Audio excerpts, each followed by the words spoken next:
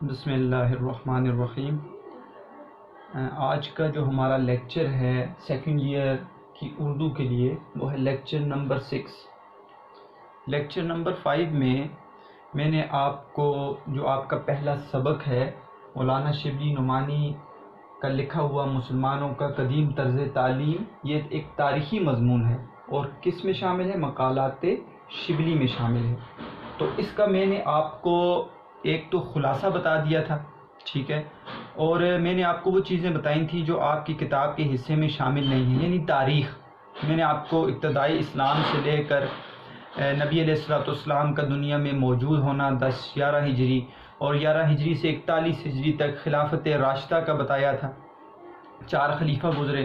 پھر میں نے آپ کو خلافت امیہ کا بتایا تھا، ٹھیک ہے، پھر خلافت عباسیہ کا بتایا تھا، اور پھر میں نے آپ کو خلافت عثمانیہ کا بتایا تھا، اور آپ کو بتایا تھا کہ یہ جو آپ کا مضمون ہے تاریخی مضمون، اس میں ابتدائی اسلام سے لے کر خلافت عثمانیہ تک کے مسلمانوں کے طرز تعلیم کے طریقے کو بیان کیا گیا ہے۔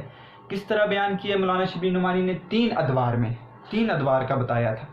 پہلا دور بتایا تھا 1 ہجری سے، ٹھیک ہے، شروع ہو کر ابتدائی اسلام سے اور 145 ہجری تک جاتا ہے۔ دوسرا دور بتایا تھا 145 ہجری سے لے کر 7ویں ہجری تک، 700 ہجری سے پہلے کا دور، ٹھیک ہے، اور تیسرا دور بتایا تھا کہ وہ 700 ہجری سے لے کر وہ خلافت عثمانیہ تک کے دور کو ذکر کرتا ہے۔ پھر میں آپ کو یہ بتایا تھا کہ پہلا دور جو آپ کی کتاب میں موجود ہے وہ تعلق رکھتا ہے نبی علیہ الصلوۃ والسلام کا دنیا میں موجود ہونا ابتدائی اسلام سے لے کر، پھر خلافت راشدہ کے دور پر محیط ہے، پھر خلافت امیہ کے دور پر محیط ہے۔ یہ ہے پہلا دور۔ دوسرا دور جو ہے وہ سب سے زیادہ کتاب میں بیان کیا گیا ہے، اور یہ دوسرا دور خلافت عباسیہ سے تعلق رکھتا ہے، جبکہ تیسرا دور جو ہے وہ خلافت عثمانیہ کے آنے سے پہلے کا حال جو ہوا، خلافت عباسیہ کا چلے جانا، ہلاکو خان نے بغداد کو غارت کر دیا، اس کے بعد جو حال ہو گیا، ٹھیک ہے، تاتاری منگول حکمرانوں نے جو بغداد کا حال کیا، پھر اسپین کی تباہی، ٹھیک ہے، اس کے بعد جو مسلمانوں کا حال ہوا اور تعلیم بری ہو گئی، وہ تیسرے دور میں خلافت عثمانیہ کے حالات کے اوپر محیط ہے۔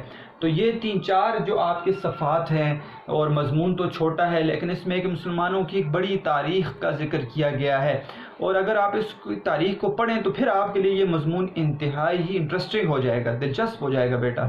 اگر آپ تاریخ کو نہ دیکھیں اور سرسری طور پر صرف عبارت کو پڑھیں اور آپ دیکھتے جائیں کہ اس کا مطلب کیا ہے، تو پھر آپ کو یہ مضمون سمجھ نہیں آئے گا، پھر آپ کو نہیں پتہ چلے گا۔ میں نے آپ کو کچھ مسلمان سائنسدانوں کے نام بتائے، خاص طور پر کون سے مسلمان تھے، کون سے علوم تھے، ہم پڑھیں گے۔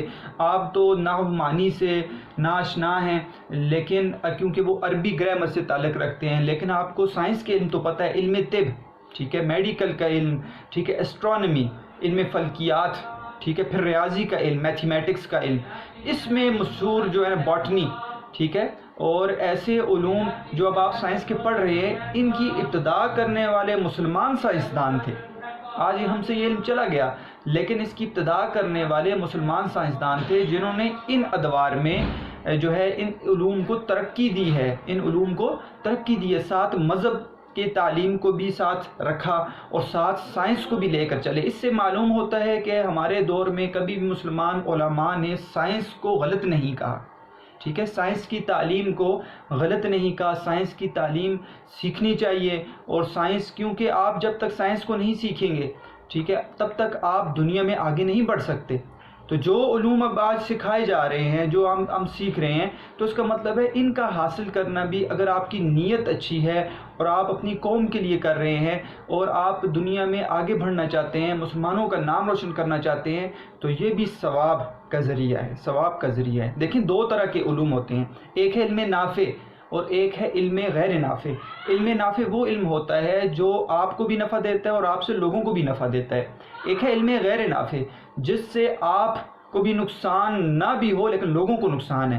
تو جب آپ یہ دیکھیں کہ آپ تعلیم حاصل کر رہے ہیں اور کس مقصد کے لیے کر رہے ہیں، کیا وہ آگے جا کے لوگوں کو نفع دے گا؟ کیا آپ میڈیکل میں جائیں گے، لوگ اس سے فائدہ اٹھائیں گے، ٹھیک ہے، کیا آپ انجینئرنگ میں جائیں گے، لوگ فائدہ اٹھائیں گے، کیا آپ کسی علم میں، آپ آرمی میں جاتے ہیں، آپ نیوی میں جاتے ہیں، ایئر فورس میں، کسی شعبے میں آپ چلے جاتے ہیں، تو آپ جا کر یہ دیکھتے ہیں کہ کیا اس سے علم میرا آگے پھیلے گا اور لوگ فائدہ اٹھائیں گے، تو وہ علم نافع ہے۔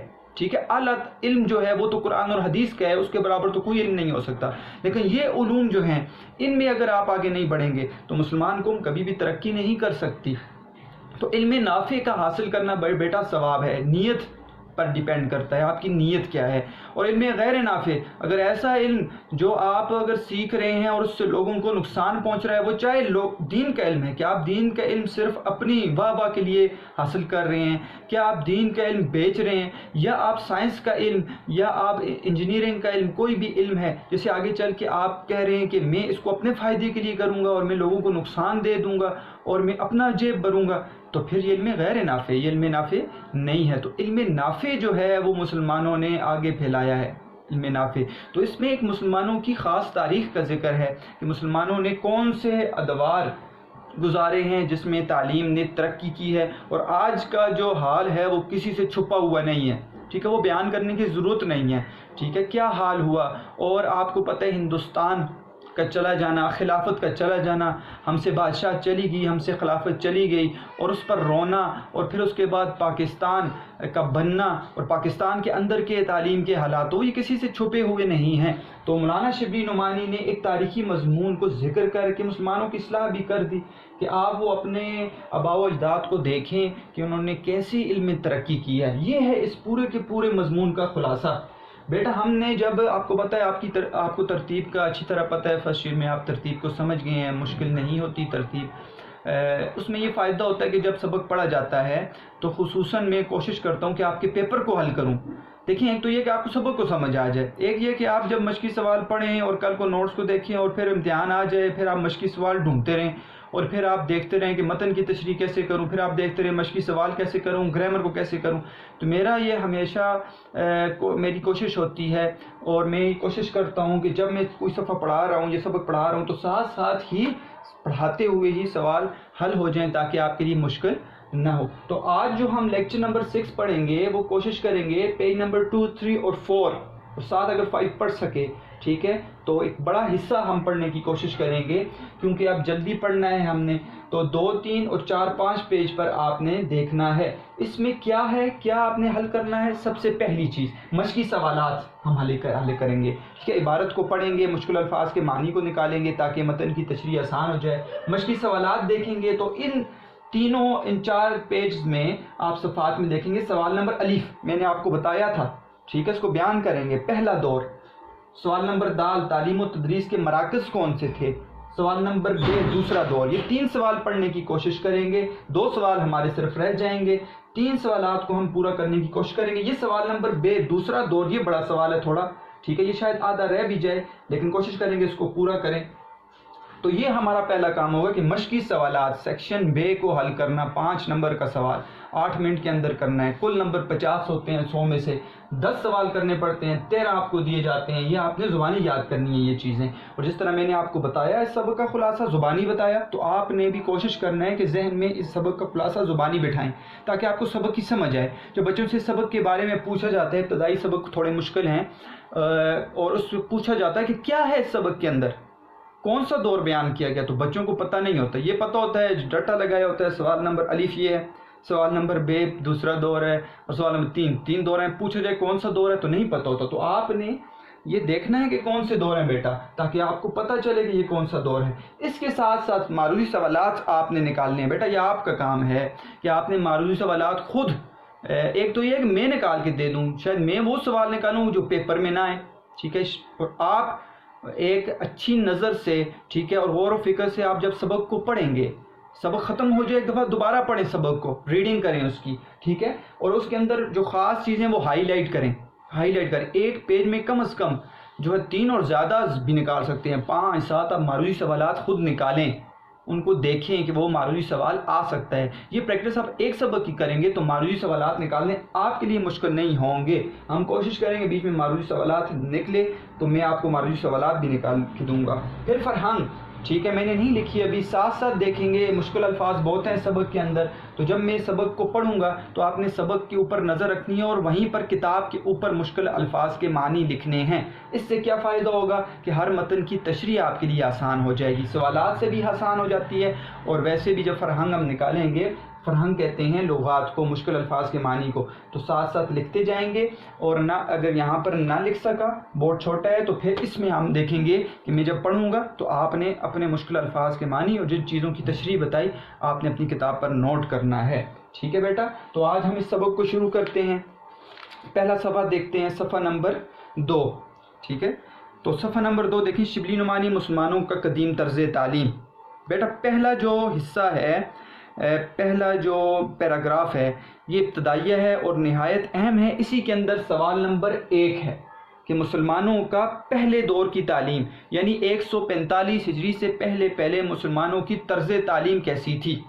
145 ہجری سے پہلے تو میں نے آپ کو بتایا تھا 145 ہجری سے پہلے اس کا مطلب ہے کون سی خلافتیں ہیں. ایک تو نبی علیہ الصلوۃ والسلام کا دنیا میں موجود ہونا، ٹھیک ہے، ہجری کا آغاز ہونا، ٹھیک ہے، مدینہ ہجرت کے بعد، پھر اس کے بعد خلافت راشدہ کا دور، اور پھر خلافت بنو امیہ کا دور. وہ اس حصے میں ذکر کیا گیا ہے، لیکن انتہائی چھوٹا ذکر کیا مولانا شبلی نعمانی نے. تو اس سوال کو بھی ساتھ دیکھتے ہیں. پہلے میں عبارت کو پڑھتا ہوں، آپ کتاب میں دیکھیں، سمجھتے ہیں اس کو. 145 ہجری تک، یعنی 1 ہجری سے، ابتدائی اسلام سے 145 ہجری تک، تقریباً 145 سال سے زیادہ کا عرصہ. آپ 145 میں 10 اور جمع کر دیں، 155 سال کا حصہ وہ کیسا تھا؟ تو کہتے ہیں یہ جو دور تھا جب تک تصنیف و تالیف شروع نہیں ہوئی تھی، لکھنا لکھانا شروع نہیں. تصنیف تو آپ کو پتہ ہے، لکھنا. تالیف کسے کہتے ہیں؟ تالیف کہتے ہیں بیٹا مختلف کتابوں کو جمع کر کے ایک نئی کتاب کو مرتب کرنا. دیکھو مختلف کتابیں ہیں، وہ ان کو کیا کیا آپ نے؟ جمع کیا ہے اور نئی کتاب مرتب کر دی ہے. جی اس کا مطلب ہے آپ کی اپنی تصنیف نہیں ہوتی، آپ نے کیا کیا ہے؟ مختلف کتابوں کو جمع کر کے ایک نئی کتاب مرتب کر دی، ایک نئی کتاب بنا لی ہے. اسے کہتے ہیں تالیف، تصنیف لکھنے کو. تو ابھی تک کہتے ہیں سب سے پہلی بات 145 ہجری تک تصنیف و تالیف نہیں تھی، لکھنے لکھانے کا عمل نہیں تھا.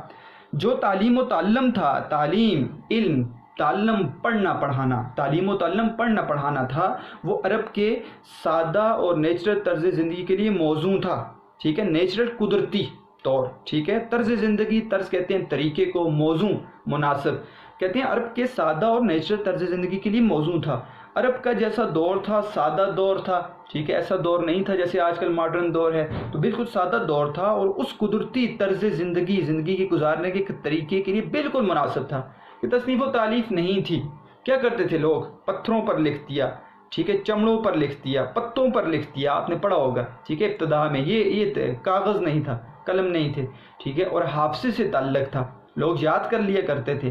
یہ طریقہ نہیں تھا جو آج تک. تو عرب کے سادہ اور نیچرل زندگی کے لیے موضوع. علوم کون سے تھے؟ علوم وہ تھے جن کو حافظہ کہتے ہیں یادداشت کو، سے زیادہ تر تعلق تھا. تو حافظے سے زیادہ تر تعلق تھا. علوم زبانی یاد کر لیے جاتے تھے. بحث طلب مسائل بھی معمولی فہم کی دسترس سے باہر نہ تھے. بحث طلب مسائل سے مطلب یہ مشکل سے مشکل مسئلہ، ٹھیک ہے، معمولی فہم، معمولی سمجھ، عام، آسانی سے سمجھ میں آ جانا. دسترس پہنچ کو کہتے ہیں، کہتے ہیں کہ مشکل سے مشکل جو علوم تھے وہ آسانی سے سمجھ آ جاتے تھے، ان تک پہنچنا مشکل نہیں تھا. کیوں؟ لوگوں کا حافظہ مضبوط تھا. جتنے حافظے ہمارے جو ہیں نا وہ کمزور ہوئے